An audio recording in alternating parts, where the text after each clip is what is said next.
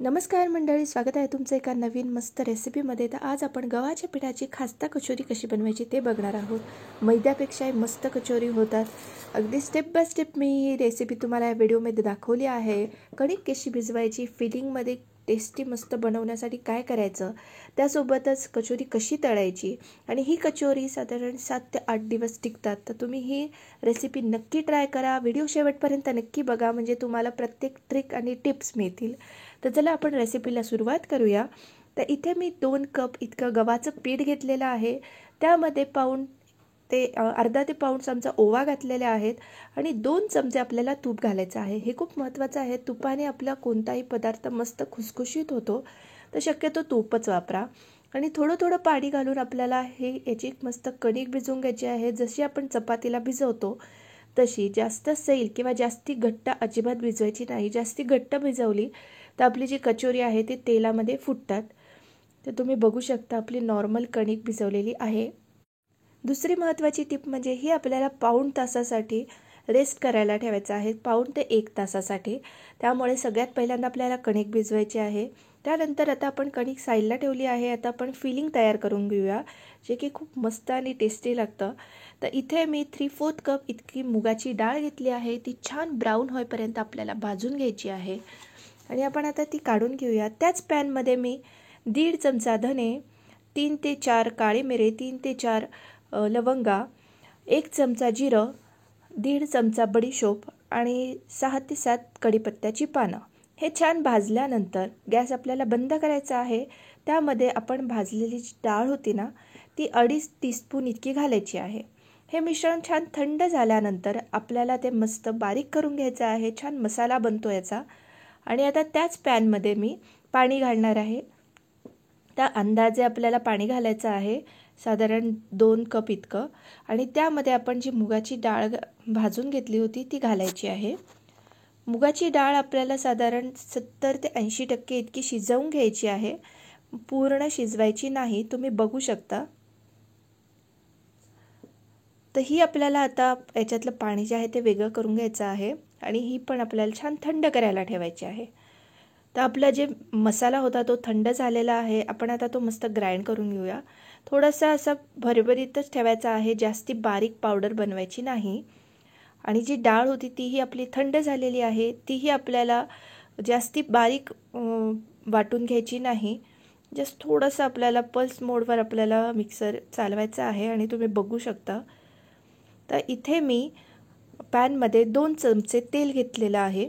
त्यामध्ये आपल्याला जी वाटून घेतलेली डाळ होती ती मस्त घालायची आहे आणि तेल आणि डाळ मिक्स करून झाल्यानंतर त्यामध्ये आपल्याला पाणी घालायचं आहे. तर पाणी मी इथे साधारण 2 ते 3 चमचे पाणी घातलेलं आहे. जास्ती पाणी घालायचं नाही. तर तुम्ही बघू शकता की त्याचा असा एक गोळा तयार होतो. त्यामध्ये मी 1 चमचा इतकी साखर घातलेली आहे. साखर घातल्यानंतर हे मिश्रण थोडंसं मोकळं झाल्यानंतर त्यामध्ये मी 1 टीस्पून आलं लसूण छान ठेचून टाकलेला आहे आणि आपला जो मसाला तयार केलेला होता तो पूर्ण घालायचा. 1 चमचा आपण हळद घातली, 1.5 चमचा आपण लाल तिखट घातलं, पाव चमचा आपण थोडासा गरम मसाला घातला, चवीपुरतं मीठ घालायचं आहे. हे मिश्रण छान आपल्याला मिक्स करून घ्यायचं आहे. आता गॅस हा जो आहे तो आपल्याला ह्या पूर्ण प्रोसेसमध्ये लोच ठेवायचा आहे. आता मी गॅस बंद केलेला आहे. हे मिश्रण छान आपल्याला असंच ठेवायचं आहे. तुम्ही व्हिडिओमध्ये कन्सिस्टन्सी बघू शकता, कारण की आपण जी पावडर घातलेली आहे त्याच्याने आपलं मिश्रण पूर्ण ड्राय होतं. आता ह्यामध्ये मी थोडासा चाट मसाला, त्यानंतर कसुरी मेथी घातलेली आहे. अर्धा चमचा चाट मसाला, 1 चमचा कसुरी मेथी, थोडासा हिंग आणि वरतून थोडीशी बारीक चिरलेली कोथिंबीर. तर हे सगळं मिक्स करून घ्यायचं आहे आणि आपल्याला हे मिश्रण पूर्ण थंड करण्यासाठी पॅनमध्येच ठेवायचं आहे. तुम्ही बघू शकता आपलं फिलिंग जे आहे ते मस्त रेडी आहे. आता हे जे फिलिंग आहे हे अगदीच बाइंड होण्यासारखं नसतं, पण थोडंसं आपण हाताने बाइंड केल्यानंतर तुम्ही बघू शकता याचे आपल्याला छान असे छोटे छोटे गोळे करून घ्यायचे आहेत. आता आपल्या कणकेला साधारण अर्धा ते पाऊण तास झालेला आहे. याच्या पुऱ्या आपण करतो त्याच्या ज्या लाट्या असतात तेवढ्या साईजच्या आपल्याला याच्या लाट्या बनवून घ्यायच्या आहेत.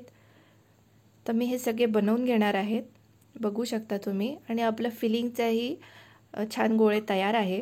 तर आता हेच सिंपल अगदी इझी पद्धत ही आहे की आपण जे मोदक बनवतो त्या पद्धतीने आपल्याला असे लाटून घ्यायचं आहे किंवा हातानेही तुम्ही करू शकता.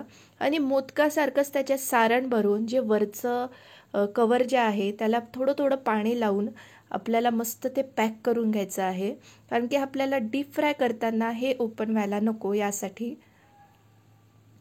सारण अगदी जास्तीचं भरायचं नाही. त्याच्याने काही काही वेळेस काय होतं की आपली जी कणिक आहे ती फाटू शकते. आणि मस्त पॅक झाल्यानंतर त्याला थोडंसं प्रेस करायचं आहे, छान त्याला गोल आकार द्यायचा आहे.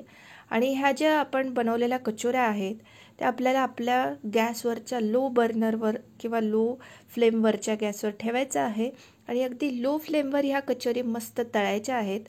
एका वेळेस जास्ती घालायचे नाहीत. बाकीच्या ज्या कचोऱ्या आहेत त्या आपल्याला झाकून ठेवायच्या आहेत, तुम्ही बघू शकता व्हिडिओमध्ये. आणि हे आपल्याला पूर्ण लो फ्लेमवरती ह्या कचोरी तळायच्या आहेत. अर्थात त्याला वेळ लागतो 10 ते 12 मिनटं, पण ह्या कचोरी खस्ता आणि 8 ते 9 दिवस टिकण्यासाठी लो फ्लेमवरच तळायच्या. तुम्ही बघू शकता अगदी मस्त ब्राऊन कलर असा आलेला आहे.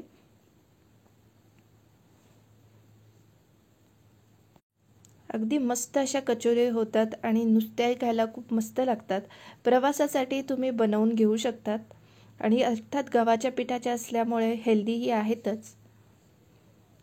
तर मी सगळ्या ज्या कचोऱ्या आहेत त्या एक एक बॅचमध्ये छान तळून घेणार आहे. त्यानंतर मस्त मिरच्या मी तळलेल्या आहे.